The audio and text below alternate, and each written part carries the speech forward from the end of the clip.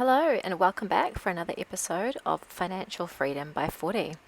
In this week's episode, we are leaving the Ningaloo coast behind and making our way out to the Pilbara region.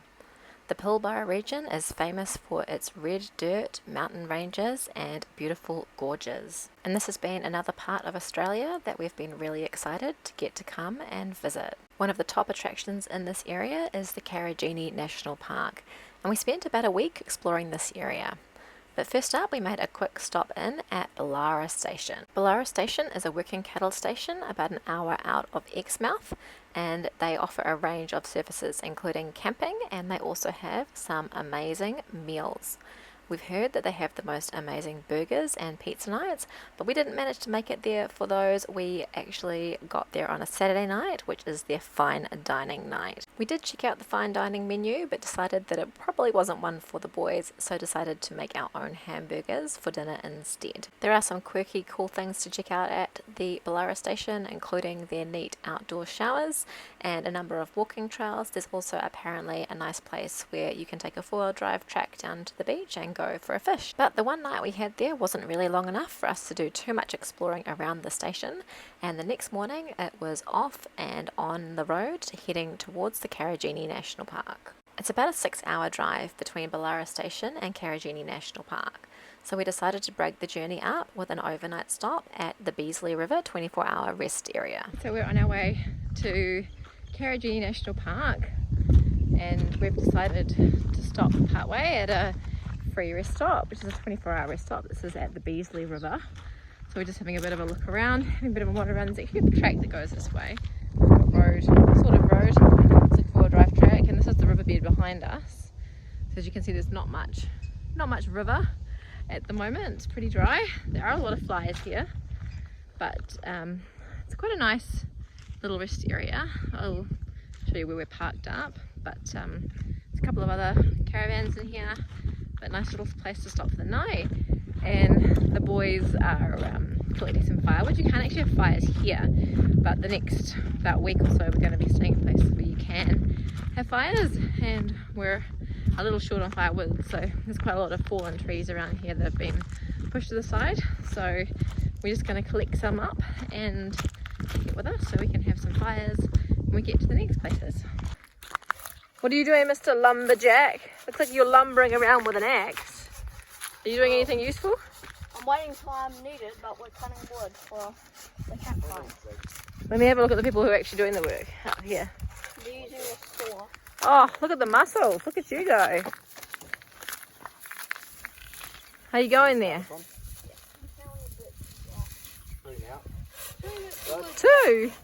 Oh, I thought you were just about pulled the bag by now. Well, this is what happens when somebody doesn't allow me to buy a chainsaw. Oh. Too heavy, you see. Can't have a chainsaw and a saw. Then I'd gladly get rid of the saw to a chainsaw. You don't need a chainsaw. Yep. Want to get that one? No. Oh, it's going to be good getting to have some fires again, though. Yeah. Good getting to have some fires again. Toast some marshmallows. Cook some steak. Cook our steak from Bullara. Western Australia has quite a few of these 24-hour stops. They're a great place to pull in when you need to break up a long journey, and most of them have rubbish bins and a lot of them have long drop toilets as well. But after our quick overnight stop, it was time to hit the road again and continue our journey towards Karijini National Park. Our first stop at Karijini was to the Visitors Centre, where one of the very helpful ladies at the information desk gave us a rundown on all of the places we should visit while we were in the national park. She gave us a day-by-day itinerary to see all of the key spots, and that included some opportunities for us to swim each day in one of the national park gorges. Our next stop after the Visitors Centre was to go for a walk in the Dales Gorge. There are a number of walking options in Dales Gorge, and we started with the walk that takes you around the rim and then down through the gorge. You can enter from the other end of the gorge and go straight to the swimming holes, but we decided that we would check out the gorge first. It's a bit scary getting close to the edge. Look at that. So pretty. This must be amazing when there's been a lot of water, and the amount of water that must flow through here. Yeah, I imagine it was higher at some point in time. What can we see here? It's a circular pool. Yeah, circular pool, look out. Is there a circular pool here? Oh, it's a bit windier.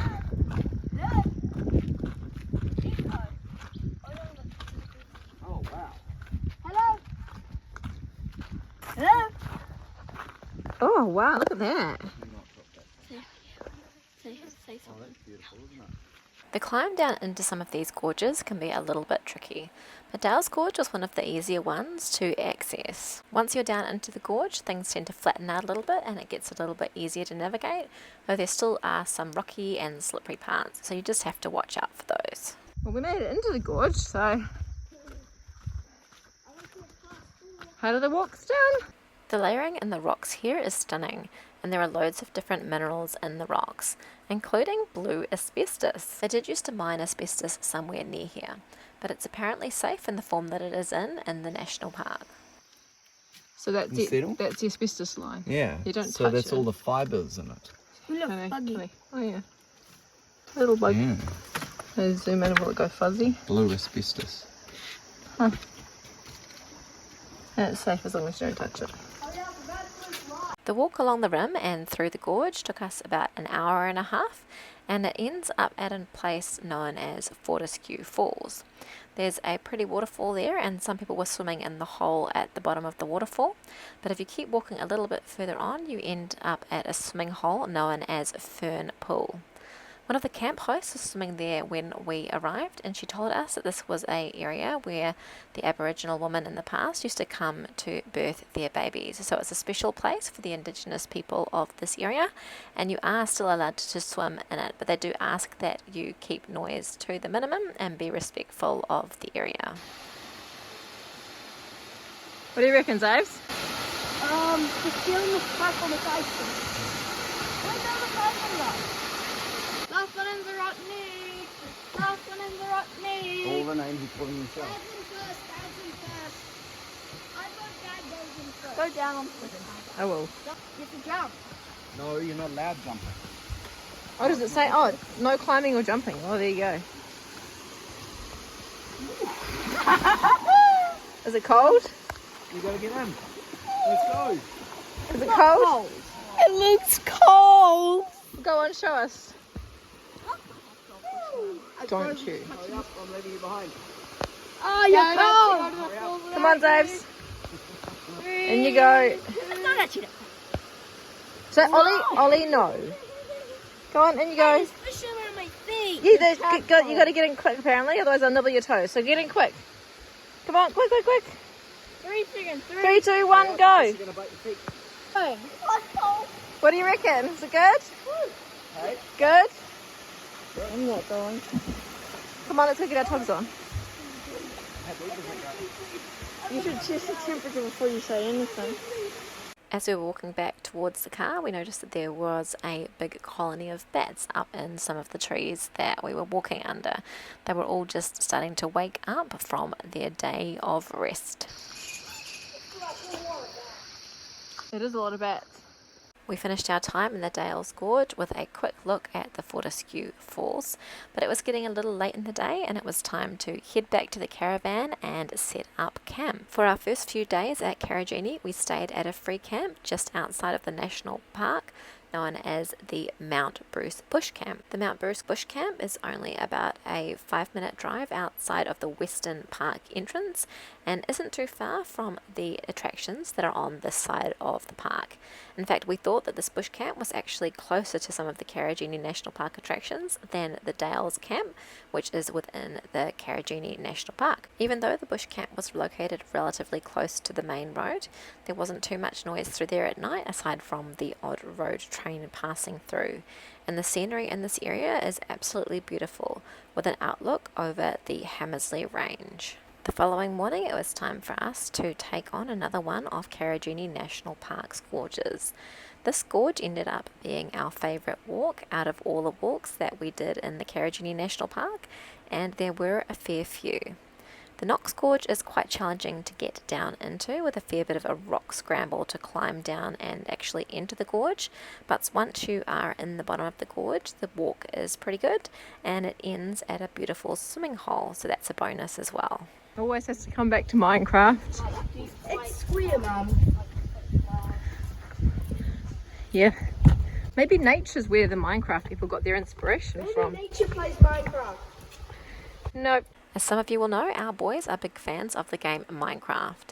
And if you're familiar with Minecraft, you'll know that it has large block-like creations that are actually quite similar to some of the rock shapes within this national park. While I do have to agree that there certainly is some resemblance between what we see here and what you might see in a game of Minecraft, I certainly think it's the Minecraft creators that took the inspiration from nature and not the other way around, as our little gamer fans seemed to think. As you can see through this part of the gorge, there are some places where there is quite a lot of water, and you do have to navigate around some of these rock ledges a little bit carefully. Throughout this part, I was just waiting for a splash when one of us lost our footing and fell in. Thankfully, we managed to make it all the way through the gorges without anybody splashing into the water, or at least not without intending to. Although these walks were a lot more challenging than some of the walks we've done in other parts of Australia, we found that there were much fewer complaints while we were taking on these walks. I think the fact that there was a bit more challenge to these walks and that we had to navigate through water passages and over different rock formations made it a much more interesting type of landscape for the boys to walk in. And really, we had a pretty fun time exploring these gorges. One of the big bonuses, I think, was that you were rewarded in a number of the gorges with some pretty cool swimming holes to jump into to cool you off. So it makes a pretty good halfway point once you get down into the gorge to find a swimming hole that you can cool off in and relax by and have a bit of a break before you have to make the climb back out of the gorge. Just be careful because it might be a bit slippery. It looks a bit green. It's cold, Mum, you are not going to swim. You're very brave to push everybody else in. Well, that's good. Mum, will pull you off. That will pull you off because that's pretty cold. Yeah. How deep is it? Deep, but cold. How deep is it? Cold? Come over here. Oh, it's not as deep as it looks. You first, Go on, boys, jump in.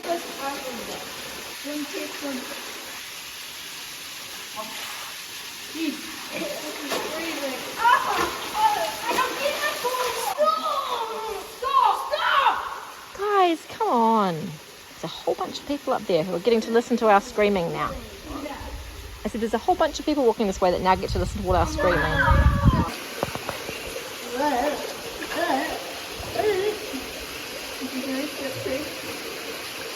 Very slippery. I think it might just be easier to walk. Ooh, this is cold. Good. I'm frozen. Half my body is frozen. You coming back this way?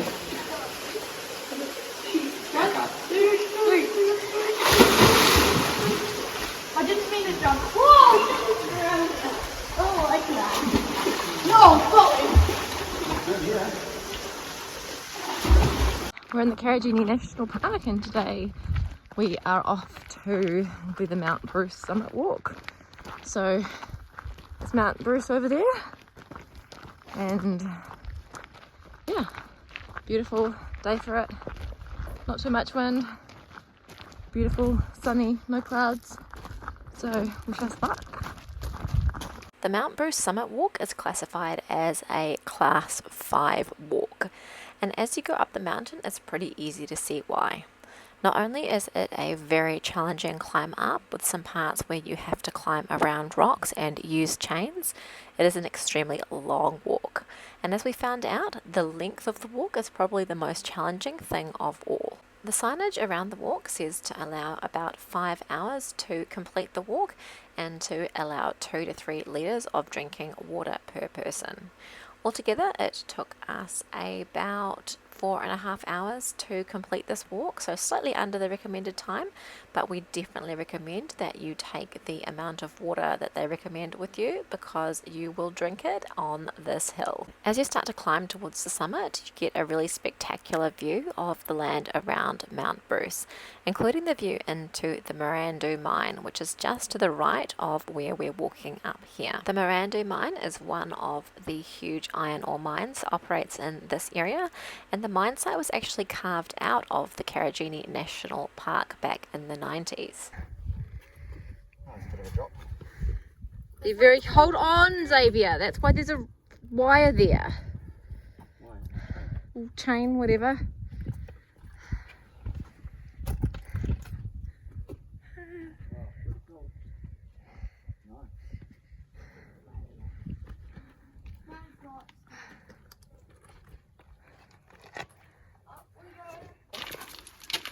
No, you don't want to fall up this end, do you?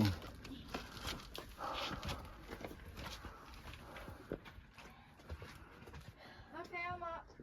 Keep going, Zabs.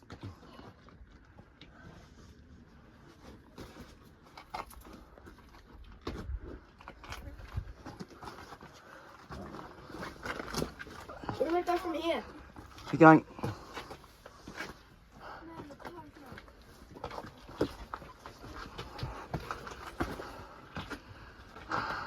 Oh mate, going back down here could be interesting. God.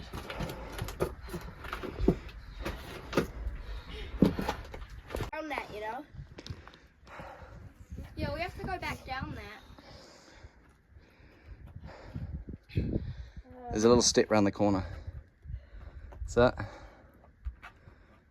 You don't have to come any further, Mom. My hands are red.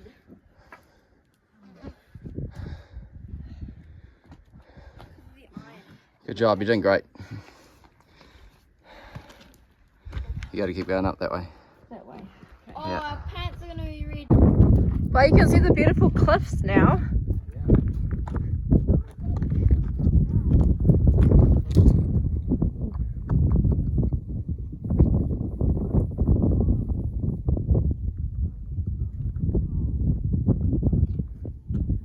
Man, you're really starting to get a feel for the scale of the mine. Like the higher you go. Yeah. Massive. How you boys feeling? Yeah, tired. Awesome effort, wasn't it? Yeah. Yeah. Huge effort getting up. Yeah. Stunning view though. Worth it. Worth it. That's good to hear. Machine up here. Yeah. A vending machine, cold drink. Yeah. Yeah, well, a cold drink awaits you in the car at the bottom. Yeah. Just stunning, isn't it?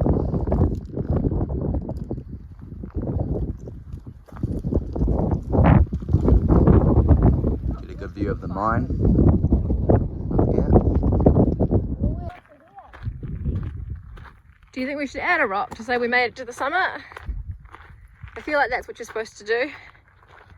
Oh, there you go, that's the actual summit. Let's have a look at the thing over there. Well, this must be the actual summit here with the little towery thing, whatever you call it. Tells us how far away everything is. What can we see? Oh, Mount Nameless. Cool. Okay. So Oliver's chosen a rock. You choose a rock too.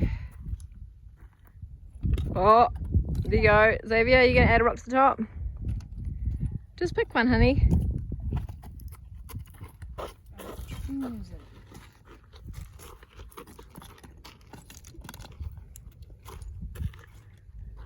It's going to take forever to choose. Oh, that's a big one. Make it balance. Is it going to work? Oh, no, I don't know if that's going to work.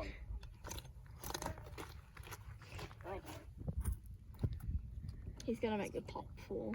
You're gonna make it all fall. I can just put all that on top of it. Come on, Zaz, we haven't got all day. Let's I have to choose a small one. Right. add a rock.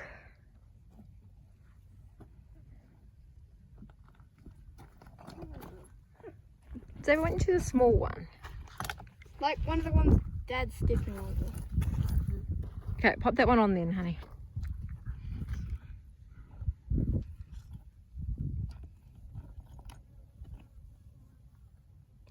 way. There we go. Well done. After a bit of a rest at the top, it was time to start making our way back down the mountain. And I have to say, I thought this would be the easier part of the journey rather than the walking up, but it turned out that coming back down the mountain was probably the more challenging part of the entire journey. Careful. Still a fair way to go. Yep, the car all the way in the distance. After the walk up, your legs start to feel a little bit like jelly. So coming back down over some of these parts where there are loose rocks and things to climb over can become a little bit tricky. You're going to get me struggling to come down the hill.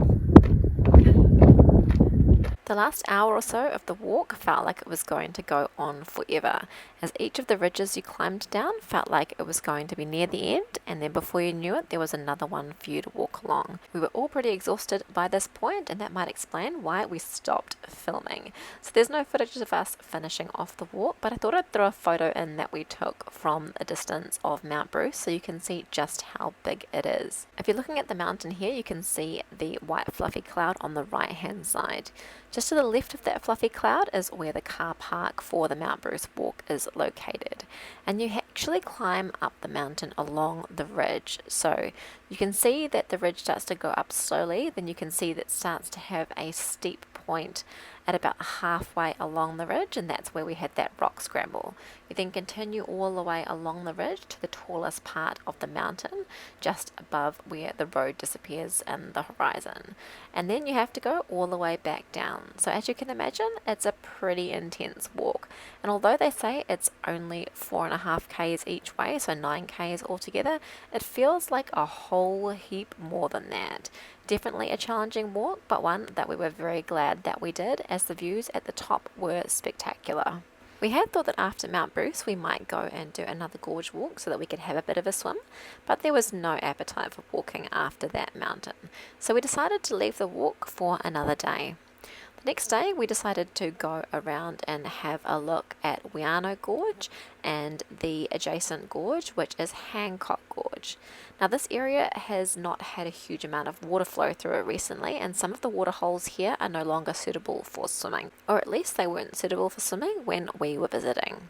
The first stop we made was to the handrail pool, which apparently you can normally swim in, but has had very low water flow through the area in recent times, and the water in the pool has gone a bit stagnant. At times there can be water going through these gorges, and it is recommended that when there is that you wear proper rock shoes, as it can be quite slippery.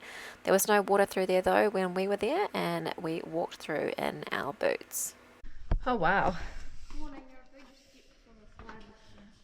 Real shame it's so dry. It's pretty cool. Even though we couldn't swim here, this was still a pretty spot to have a look at, and as you can see here, I imagine that the name comes from the handrail that you use to climb in and out of what would normally be the swimming area. Just around the corner is the access to the Hancock Gorge, which again is a bit of a climb down into it. There are ladders at this one, so that does make it a little bit easier. And the Hancock Gorge is really famous for the Kermit pool, which is at the end of it. If you're on Instagram and you're following Australian travel pages, chances are that you will have seen the Kermit pool in someone else's Insta photos. The walk into the Kermit pool is one that they also recommend usually that you would wear rock shoes on so that you have some extra grip, as there can be quite a lot of water through these gorges at times. There wasn't too much water through there when we were going through there, and there were plenty of ledges that we were able to walk along without having to get our feet wet, but we have seen pictures of people wading through here in deep water. I'm not going to be able to film the whole way because I have to hold on. Oh, don't worry, you'll fall in anyway. Will I? Yeah. What? I always fall in. Rubbish. Don't you remember what I told you for, then? You just haven't had the camera on you. Before you reach the Kermit pool and the famous spider climb, you enter this area known as the amphitheatre, and it really does look like an actual amphitheatre with the seating and all. Dad's all big talk. Oh, yeah, like so from the start. Okay, come on, Mum. I'm gonna fall in. You're better off just walking on one side. You reckon? I don't know, my legs are long enough to space the hole. I'm just getting wet. Is she falling in? Hang on, how come you're wearing a pair of my socks? How come you're wearing a pair of my socks? Because I forgot my socks. Oh, she didn't fall in. You can just slide down here, Ollie. Sit on your bum and slide down here. Yeah, but if he comes down this way.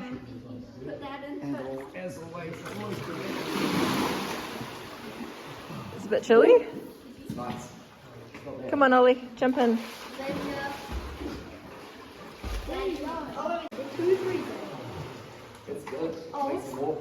It's warmer than in the pool. I can't even touch the bottom. Come on, boys, jump in. I don't want to get in. I mean, we go through this with you every single place we go for a swim. I don't want to get in, I do want to get in, I don't want to get in, I do want to get in. It takes 3 hours. I'm trying to take a video of you guys getting in. No. So I can't do that if I'm in the water. Eventually, everyone did jump in the water for a quick swim before we made our way back out of the gorge. Careful, please. We don't want anyone to fall. Great help fly. Xavier, no, I think what you're doing might result in an accident. Let's be sensible. Oh, don't do that. Mum just said not to do that. This part of the Hancock Gorge is what's known as the spider climb, and the reason for the spider climb is that at times the water can be a lot further up the sides of this little area, and you can have to spider climb through here, a little bit like what Oliver is doing in the video here, to be able to access the Kermit pool area. I was quite glad that the water was a bit lower when we were going through here, as I feel like maybe this might have been one of the areas where the boys may have been right and I could have ended up splashing in the water had we not had this little ledge that we had been able to walk along here. One of the other gorge walks not too far from where we had been this day was the Kalamina Gorge. The road into the Kalamina Gorge is one of the very few roads within the Karijini National Park that isn't actually sealed. Now this road is marked as being a 4-wheel drive track, though I can imagine that at times it probably is 2-wheel drive accessible. There's been a bit of bad weather up this way a few months before we arrived, and we suspect that maybe this road hadn't quite been graded yet, so it was a little bit bumpy coming in here. There were a few parts where there are a few washouts, but it's not too bad as far as dirt roads go in this part of the world. Maybe we were starting to get a little bit gorged out by the time we got to this particular walk, but we felt that this was one that we probably could have given a miss, as it was quite similar to some of the other walks, and the swimming area at the end of this was not quite as nice as some of the other ones we had been to. This area seemed to also have been lacking in a bit of rainfall, and some of the water through here had gone a bit stagnant as well. Nevertheless, it is still a really pretty gorge, and I am glad that we did all of the gorges so that we got to experience them all for ourselves. Are you guys going to swim? You're not going to swim? You're not? You're looking at it. Xavier, you swimming? You're having a look.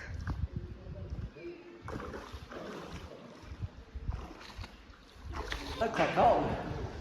It's cold? Yeah, it's cold. I'm shivering.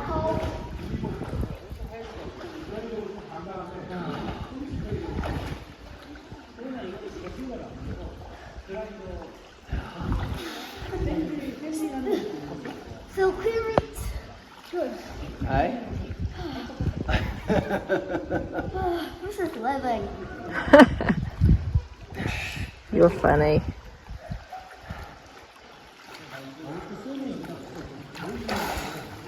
How's the water there, Zaves? Good. Good? Good swim? It's cold. It's not that cold. It's pretty cold. It's the coldest of the lot so far, I think. Warm. One of the warmest. One of the warmest, do you reckon? Our final walk in this part of the national park was in the Joffre Gorge. Now at times there is a waterfall that flows through the gorge, and there is usually enough water flowing through here for this area to be swimmable, including the area below the waterfall that you could see a little bit earlier on in the clip. You can see that this area would be really stunning when the water was flowing through here, but unfortunately it was a bit yucky when we were here, and we decided that this was not one of the holes that we wanted to swim in. So we fairly quickly moved on from here and went off to find our next campsite. So this is the Mount Bruce camp. This is a free camp. We've been staying here the last few days. It's pretty big. There's heaps of spaces to camp out. So this is actually, in front of us isn't Mount Bruce. We discovered the other day. Originally we thought it might have been, but this is what they call Chinaman's Hat. I'm not too sure of the Aboriginal name for it, but it's a pretty cool outlook from here.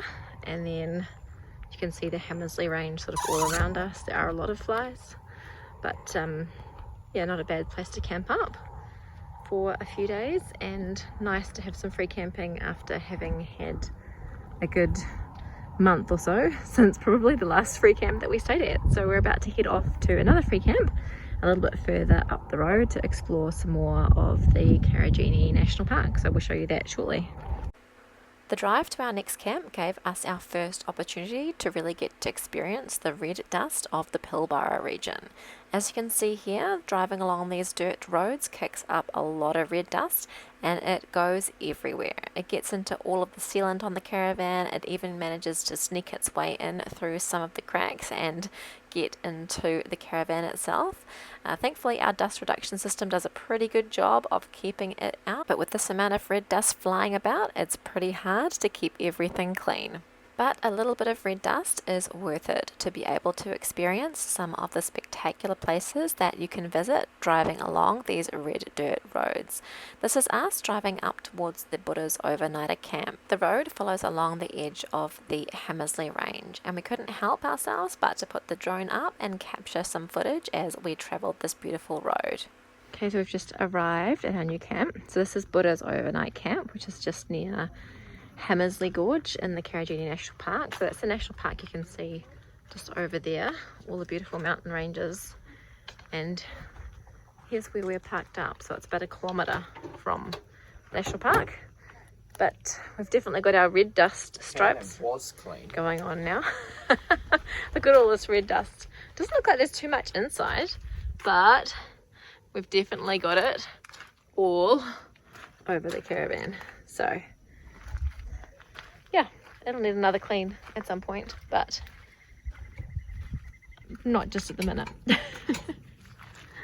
So let's get set up. What a beautiful spot. Once again, the scenery surrounding this free bush camp was absolutely spectacular. And there's so much space at this camp that you can feel like you're all alone, even though there are loads of other campers in the area nearby. There's also plenty of dead trees around and branches around that you can cut up to use as firewood. So the boys got busy collecting up some tree branches for us to cut up and use to build ourselves a nice campfire. This camp ended up being one of our favourite camps on our big lap of Australia so far, and we can highly recommend it if you are visiting the Karijini National Park, and in particular the Hamsley Gorge.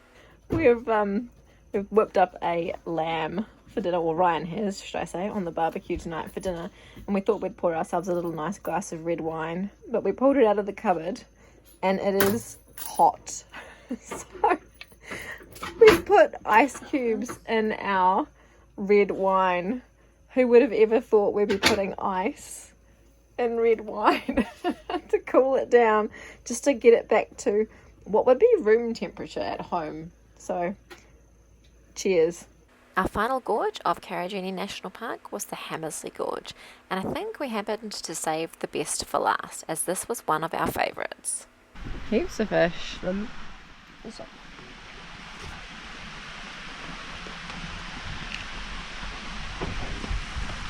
I come have a look? Who's going to Look at swim? all those fishies. Yeah. What do you think they are? I have no idea. Freshwater fish. Cod? The Hamsley Gorge is home to the famous spa pool, which is often featured on Instagram. We had to go and check it out for ourselves. It's freezing. How do you know? You haven't gotten in yet. I'm getting goosey.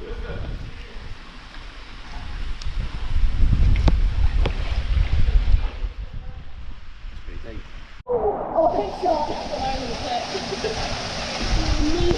It's so deep. Good? What do you reckon? I feel like elbow. Good?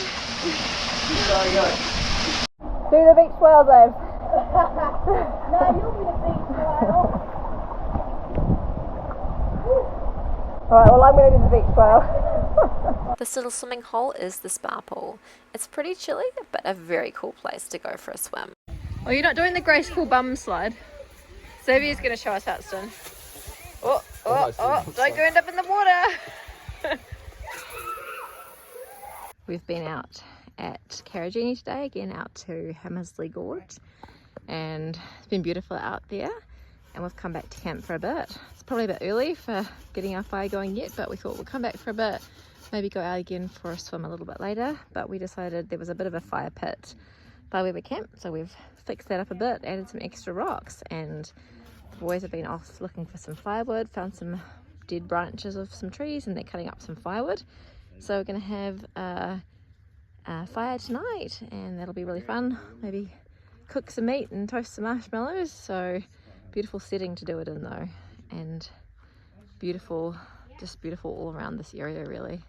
So glad we came into this part of the world. That's a wrap for us for this week. We hope you've enjoyed coming with us as we've travelled around the Karijini National Park.